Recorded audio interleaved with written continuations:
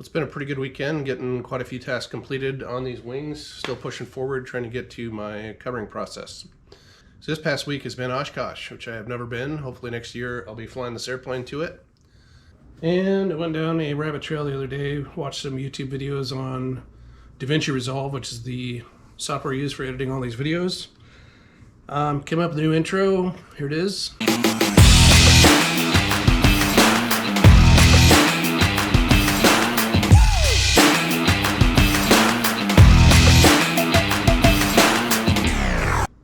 If that doesn't make you want to deburr holes and sand on ribs, there's no hope for you. That said, welcome to episode 16. Today's the day I'm going to get some varnishing done. So I got the 3 false ribs over the top of the lift strut attached fittings on both wings. Got my trailing edges repaired, actually replaced. The last time I did varnishing, it was on the ribs in my vertical fin. And we used the instructions. I found there's some good ones on the Kitfox forum, and there's also an EAA set of instructions, which talks very carefully in more detail than what's on the side of the can. You mix up the resin and catalyst, you stir that really good. You allow 30 minutes of induction time, which allows the chemicals to mix and start reacting. Then you filter it through a paint strainer, and then you reduce it with catalyst and get to work. So one thing that happens when you read the manual in more detail is potentially misstep. So I should have actually done this varnish work before I put on the trailing edges.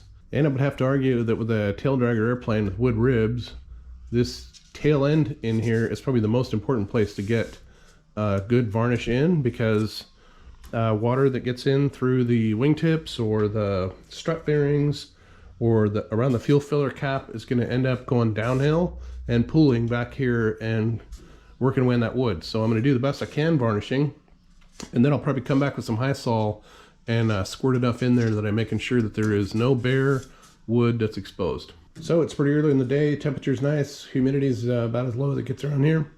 So I'm going to mix up that epoxy and get that induction time going.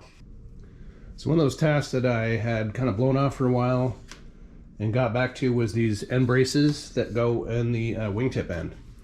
And they're just made out of some 13-inch long pieces of 375 diameter aluminum tubes. Same stuff is used in the stringers. That was my build session last night, was getting them bent, getting them figured out where they're going to go exactly, everything drilled up and clamped and clecoed and all that. So, and given that this is one of my Friday day offs, I've got to step up the pace a little bit. So these ribs and the upper false ribs have all got 3 coats of varnish on them. So a couple of big tasks for this weekend is going to be doing the lower false ribs, the platform for the pitot tube, and these doublers, which go in one on either side. These have to be drilled up, bonded and riveted. So these are aluminum. They've already been allodyed. I'm going to lay out the whole pattern today. Probably go over to my hangar, use my drill press, get these knocked out, and then come back and get them bonded in place. I did look in my manual, and I do not have any of the 1/8 inch by 1/2 inch stainless steel rivets that go in here. So I got to kick off an order for that. And then I have to get my magnetometer out of the box and figure out what I'm going to do about locating that. And that was one of the reasons I wanted to get these brace tubes in place, was because whatever my scheme is going to be for mounting that magnetometer is probably affected by these tubes right here. I'm either going to be able to use them to help me locate it, or they're going to be in the way. So right now it looks like they're kind of in the way. But so how I'm going to mount that, not sure. Some people mount them so that the magnetometer is actually outside the rib number 10 and inside the wingtip. That does seem the easiest for access, should that ever need to take place, but it also puts it close to the wingtip strobes. So I don't know, I'm not an electrical guy. So these are those flap run hinge attach brackets. They're bonded in and drilled. Still have to get the rivets for them, but it was clamped up, so I'm not really worried about the fact that they're not in there yet. One of the things I realized I had forgotten was these additional 4 rivets on the rear lift strut attach brackets. So those are in place. So I thought I was going to be bonding these in on Friday, kind of skipped around a little bit on the order based on what was available, and also making sure I had access to everything. So I fixated a little bit on this platform for the pitot tube. I got that drilled up and fitted to the pitot tube mast, and it's going to sit in here absolutely flush. So that's the first rib that's going to get bonded in place, false rib. And then I'll be able to get in about a dozen of these in one shot with my stick that's in here. That technique worked well enough on the upper ribs that I'll be using that again. These are a little bit more challenging because they require a notch, unlike the upper ones which just sat on top. So yesterday I spent some time trying to figure out how to get a uniform notch in all these so that they would all pretty much drop in place. So when that first batch of the high sol is curing on these lower false ribs and that platform, I'm going to turn my attention back to the fuel tanks where I have to sand them back down to this line so that they're uniform. I did read an online comment by Brandon Peterson that says if you grind any more material off here, you have to redo the leak test. Completely makes sense, so I'm ready for that. Getting ready to mix up some more varnish. I'm going to do these lower false ribs. The upper false ribs actually only have 2 coats on them, so I'm going to sand those real quick before I mix up any varnish. Get all the dust off these, and then get a 3rd coat on these, 1st coat on the lower ones and the pitot tube platform, and occupy myself on fuel tank details, and then get back to another coat and so forth. So I'm going to do 3 coats on pretty much every piece of wood in here. All right, well, the 1st coat is done and cured on these lower false ribs. Got the cap strips with their top final coat, super smooth, happy with those. That's top and bottom cap strips, right and left wing. The 3rd coat is on the upper false ribs, so that's good. Next step, after I've reviewed the sequences, are fuel tanks bonded in place. There's some little spacers and crap you have to do with those. Number 2 rib, which is going to require varnish also, of course. Trailing edge for that last piece. And then I can move on to whatever my decision is on the leading edge, whether I go with the conventional PVC leading edge or whether I go with my Laker leading edge. This afternoon, I'm leaning towards the Laker leading edge. I keep going back and forth, so who knows? It'll be the mystery until it happens. Well, my fuel tanks, I was just prepping to bond them in. I'm not bonding them in today. I'll expand on that in a minute. I just want to catch up on the varnishing. 3 coats on everything except for the lower false ribs. I have 2 coats on there. It's still a little bit tacky for me to sand them down, make them smooth, go for that 3rd coat. Otherwise, that's what I'd be doing tonight, so I'm trying to busy myself doing other things.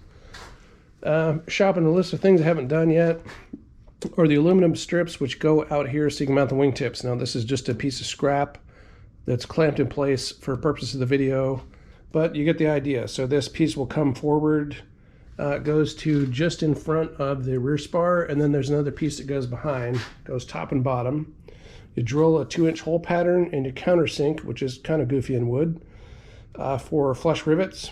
And then the manual implies that you should cover the wings and then come back and you bond with high sol and rivet these aluminum strips in. Now, I have read several people's build threads, and they just make a step here, cover it with fabric, and be done, because to wrap that and then trap the fabric with the aluminum and the high sol and rivets implies that fabric is forever. And as I've said before, I owned a 56-year-old Stabria, and I know that's not the case. So back to fuel tanks. So I was pretty proud of myself for those banjo fittings I showed earlier, the blue ones. Truth is, they're too big, and by the time you get the finger strainer threaded in here, by straightening out the edge of my tank, I got room for the banjo fitting in here, and it turned. And you know, banjo fittings are awesome, right? But this one's a pretty bulky one, which I should have recognized right off the bat. Got a picture I'll show you compared to the stock barb fitting elbow that goes in here. The difference in size is pretty obvious. I was able to find a elbow fitting swivel on both corners. So it's quarter NPT. It'll go right into the finger strainer, and then it comes out, and it's a AN6 hose fitting, AN6 hose end fitting. So that's about as direct a path as I could figure out. I'm quite sure I have room for that in here. So since my pitot tube does not have any wires, I'm not worried about interference with the magnetometer that I'm hoping to put either out in this bay somewhere or just outside the wingtip. However, I was concerned previously, as I mentioned, about the LED strobe that would be out here right next to the magnetometer, and was concerned about interference. I contacted MGL, makers of my avionics, And they responded pretty quickly, actually. And he said he did a test that if you were to put the LED strobe right on the magnetometer, it would cause interference. But by the time you even get 2 or 3 inches away, it's totally fine. So no concern whatsoever. My only concern in this case would be the magnetometer from MGL is not exactly a, how would I say, a weatherized unit. And so inside the wingtip out here, I would be concerned that the magnetometer would potentially get wet. Is it immune to that, just putting it inside here? Not really, but anything helps. So anyway, short-term goals are getting the aluminum pieces fitted, drilled up, identified, clecoed, getting the countersinks done. Of course, coming back with a little bit of varnish to touch up that. As I mentioned down here, relieving for those fuel fittings and the fuel line as described in the manual. That's again going to result in some varnish touch-up, so I wish I would have thought of that and planned for it. Bottom of the fuel tank's in place. It's going to be cake. I don't need to relieve anything. I was able to take a post-it note and actually slip it under here so I know that it's not even resting on this fitting. Everything fits pretty smooth. You can see a little bit of a step here, which strangely enough on this tank is a little bit high instead of low like it is on the right side. So there's going to be a little fill and fair work to be done there. Just lucky it's a high wing plane. The only time I'm going to see it is when I'm putting gas in. So I'm going to jump back a ways to a question that was asked in a comment one of the episodes previously, and that was why I'm going to the Radial engine, and specifically why I went with the Verner. I haven't really talked about my Verner engine other than the fact that it was coming since episode 1, where I threw out some performance numbers, etc. And of course that's been the unique factor, I think, in this airplane that I'm building. Verner is a small family-run company in the Czech Republic. They've been building radial engines 3 and 5 cylinders since the 90s. And then they developed the 7 and 9, which have become popular enough that they ceased production of the 3 and 5 cylinder, much to the disappointment of many people. There is a Kitfox Series 7, which did have a Rotec engine on it, has been re-engined with a Verner 9 cylinder. That airplane has been test flown. The airplane was at Oshkosh, so if any of you were there, you might have seen it. As far as I know, I'm the first person in the US to put a 7-cylinder on a Kitfox, so no big deal if I'm not. I just don't know about them, so I'm operating in a bit of a vacuum. I have some parts I've got to fabricate, design my own engine mount, have designed a boot cowl. I have modeled up the oil tank, which is part of the whole system. I'll try and sneak some images from SolidWorks in here to give you an idea what it is I'm working on, but not too many details yet, because I don't have them. So why my fascination with radial engines? I have 250 hours behind Pratt & Whitney radials in a BT13 and a T6. I love the engines. They are cool. They're a cool piece of history. They're a cool piece of machinery. They are more fuel efficient than people give them credit for, considering the amount of horsepower which they have to put out. So if you were to design a clean sheet of paper airplane tomorrow and need a 600 horsepower gas engine, good luck finding something that puts out the power with reliability and fuel efficiency that meets the 1930s technology. If it were possible, there'd be one. There have been numerous attempts to turn automotive V8s into crop duster engines. They're not around anymore. So obviously most of them have been re-engined into turbines for good reasons, superb reliability, and who cares about fuel burn. The Verner is actually not a complete dinosaur, has a coil on every spark plug, and in the case of my engine, it's going to have a fuel injection system. That's actually the delay and why it's not here, so more on that later. Speaking of history, so my uncle, who has been both probably a good and bad influence on me over the years, and the reason I have been able to fly radial engine aircraft, has just swung a deal on a Yak 18, also known as a Nanchang CJ5, and whatever airplane image just popped in your head is probably incorrect. So most people are familiar with the Nanchang CJ6. There's many of those in the country. Super fun airplane. My hangar neighbor at Tacoma just bought one. And it's also not the Yak 18 that you're probably thinking of, because that designation seems to have applied to a lot of basically unrelated airplanes, including a 4-seat plane and a airplane which looks a lot like what most people know as a Yak 52. So So this is the original Yak 18. No designation letter after that. It is a fabric covered airplane. And instead of the 285 horsepower radial and tricycle landing gear, this is a tail dragger. And it has a 160 horse 5-cylinder Schwetzhoff radial. I hope I got that right. It is actually a knockoff copy of a Kinner radial. So you may remember a number of years ago, Harrison Ford was flying a Ryan PT-22, put it down on a golf course because the Kinner engine failed. He was injured, and that airplane was a write-off. So of course having a copy of that breeds all kind of confidence. The truth is, if the engine parts are good and they're bolted together by somebody who is familiar with them, they can be a quite serviceable engine. And the owner of this particular airplane has built 30 engines, both Kinners and Schwetzhoffs.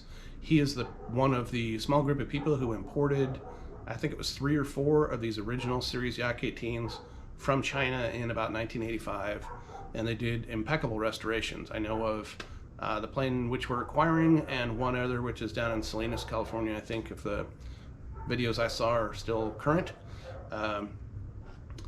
And they're in great shape. So they are literally museum pieces. The cockpit markings are still in Chinese. It still has Chinese radios, no transponder. That probably doesn't excite a lot of you, but it's a super cool museum piece of history. To have a super unique airplane to fly around to various air shows and fly-ins, even though it's not super high performance, is going to be fun. So that airplane is undergoing a condition inspection right now, which should be done pretty soon. And as soon as the smoke clears in California, Oregon, and Washington, I'm going to go down and ferry it home. So that'll be a cool adventure. I'm going to take pictures and videos. Some of that's going to end up in my episodes here, and I may make a different video somewhere else, so stay tuned for that. And at this point, I got lots of work to do, so time to get back to it. Well, I'm real sure I'm over my 15 minutes that I try and keep these episodes to. So I'll give you a peek of my mock-up for my magnetometer installation. Yes, this is cardboard. This is just in here until the UPS truck shows up. It has some Adel clamps and some AN hardware. Of course, the AN hardware and the Adel clamps both have steel in them, so I have some nylon hardware coming. But I was able to find just the sweet spot that'll keep this level to the world and give me a spot where I can reach in through there and get it out. As far as the permanent installation, I don't have that worked out. I'll probably use a dual lock or one of those 3M products that'll hold that in place, and probably a zip tie around it just for laughs. So anyway, thanks for coming along for the ride, and the next episode will not take 2 weeks because I have a couple days of work to do here that'll get some good progress. So thanks for watching.